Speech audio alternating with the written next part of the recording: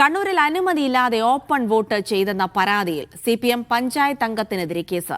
അഴീക്കോട് പഞ്ചായത്ത് അംഗം സി ഷംനയ്ക്കെതിരെയാണ് കേസെടുത്തത്. പുന്നയ്ക്കാപ്പാറ സ്വദേശി കെ ഹനീഫയുടെ ഓപ്പൺ വോട്ട് ചെയ്ത സംഭവത്തിലാണ് കേസ്. അഴീക്കോട് മണ്ഡലം UDF സ്ഥാനാർത്ഥി കരീം ചേലേരി നൽകിയ പരാതിയിലാണ് നടപടി. വിജീഷ് ഗോവിന്ദൻ വിവരങ്ങൾ നൽകും. വിജീഷ്, അനുമതിയില്ലാതെ ഓപ്പൺ വോട്ട് ചെയ്തതിനാണ് ഇപ്പോൾ കേസായിരിക്കുന്നത്. എന്താണ് അവിടെ സംഭവിച്ചത്?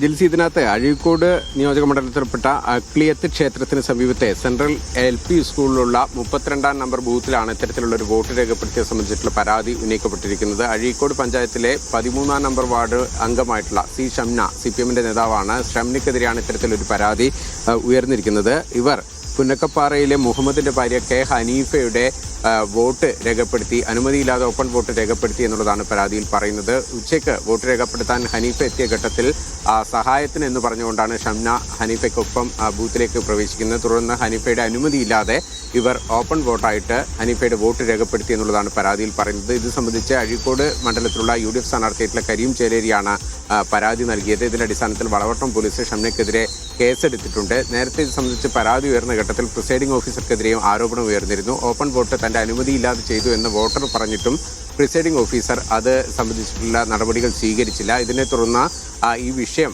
ജില്ലാ കളക്ടർക്ക് പരാതിയായി പോവുകയും തുടർന്ന് പ്രിസൈഡിംഗ് ഓഫീസറെ ഈ വോട്ടെടുപ്പിന്റെ സമയത്ത് തന്നെ ഡ്യൂട്ടിയിൽ നിന്ന് ഒഴിവാക്കുകയും പുതിയ ഒരാളെ അവിടെ ഡ്യൂട്ടിക്ക് വേണ്ടി നിയോഗിക്കുകയും ചെയ്തിരുന്നു. ഈ സംഭവത്തിലാണിപ്പോൾ വളവട്ടം പോലീസ് കേസെടുത്തിരിക്കുന്നത്. ജിൽസി.